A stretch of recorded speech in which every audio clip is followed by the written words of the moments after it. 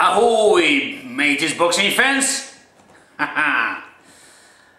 Yeah, a week ago we had a true holidays to our souls when Gennady Golovkin defended his title with a spectacular 5th round KO against PROKSA. Let's talk PROKSA first.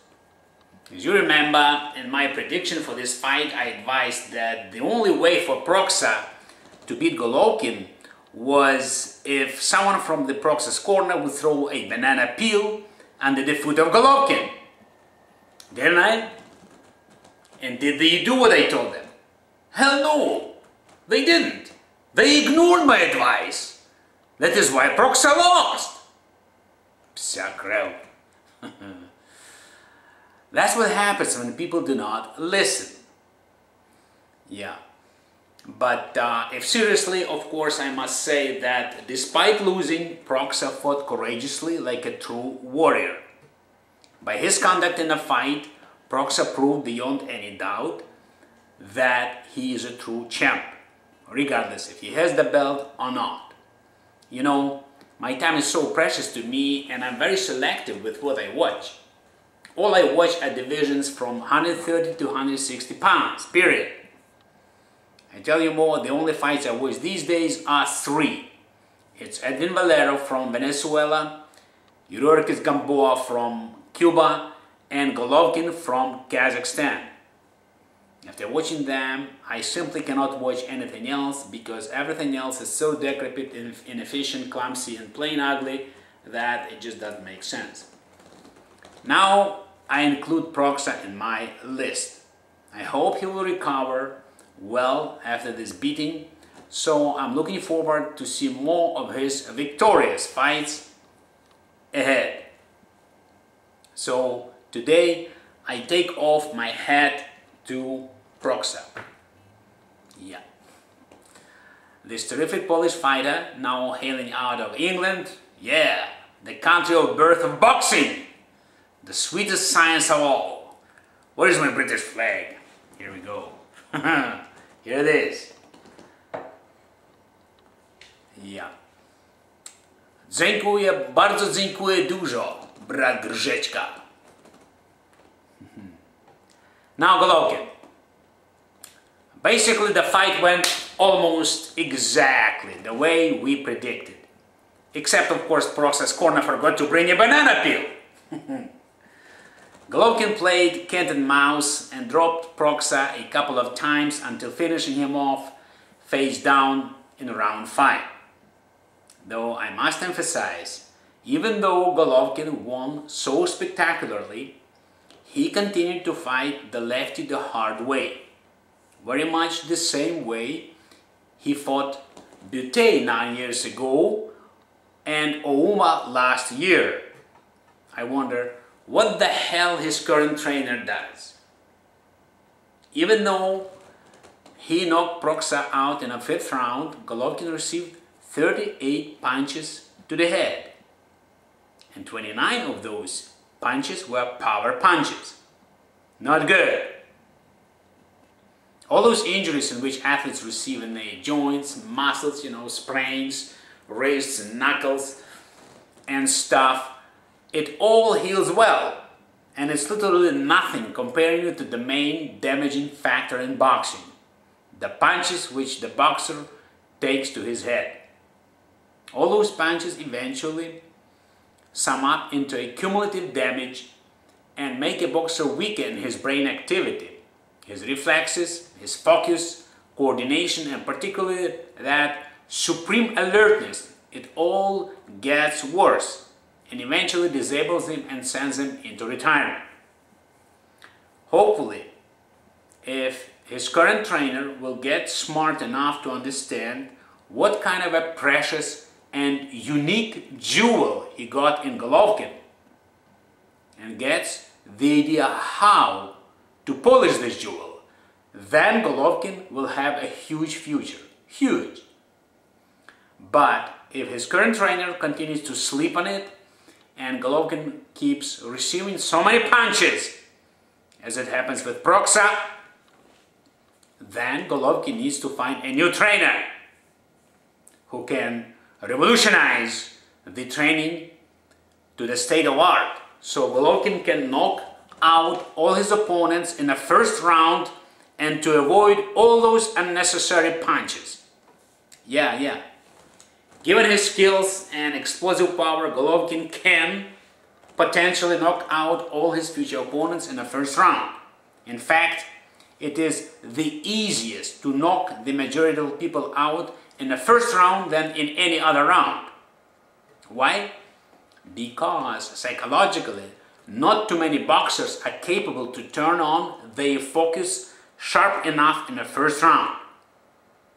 Despite a pre-fight warm-up, it usually takes them the entire first round to get used to the guy in front, figure out the distance, and wake up to the proper alertness and tune up their reflexes specifically to that fight.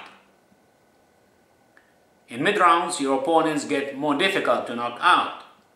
In late rounds, it becomes easy again because the fatigue factor kicks in.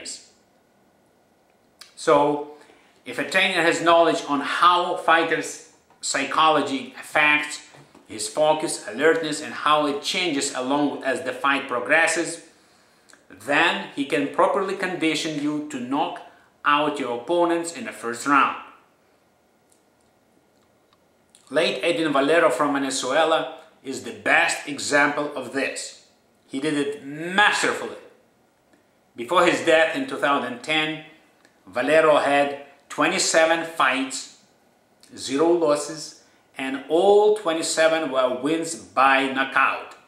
It's a beautiful round 100% KO ratio. And 19 of those 27 were in the first round. Golovkin can do better than Valero if his trainer is smart enough to instruct him to do specifically just that. If Golovkin manages to finish off his opponents in the first round,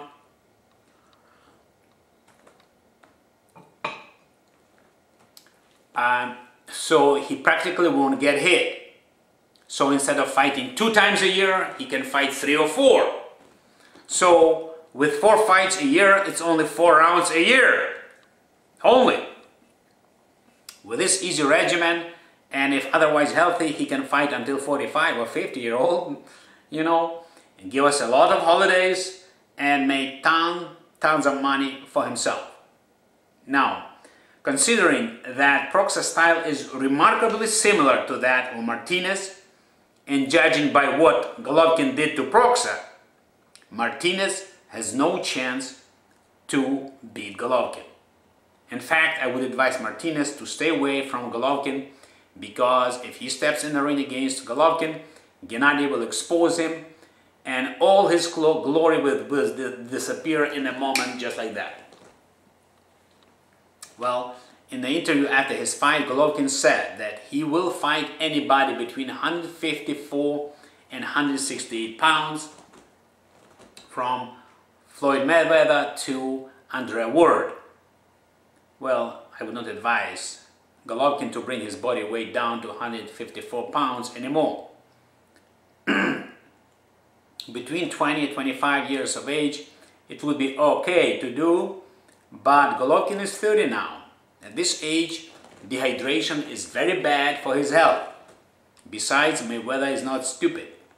He will never agree to fight Golovkin. Floyd is clever, He can fight anyone who is beatable, not Golovkin. If you remember, in order to avoid fighting Pacquiao, Floyd fought his own wife and children instead. So he went to jail and used his jail sentence as an excuse not to fight Pac-Man. You can imagine to what extent he would go to avoid the murderous fists of Golovkin. So, all Golovkin has to do now is to unify 160 pounds division.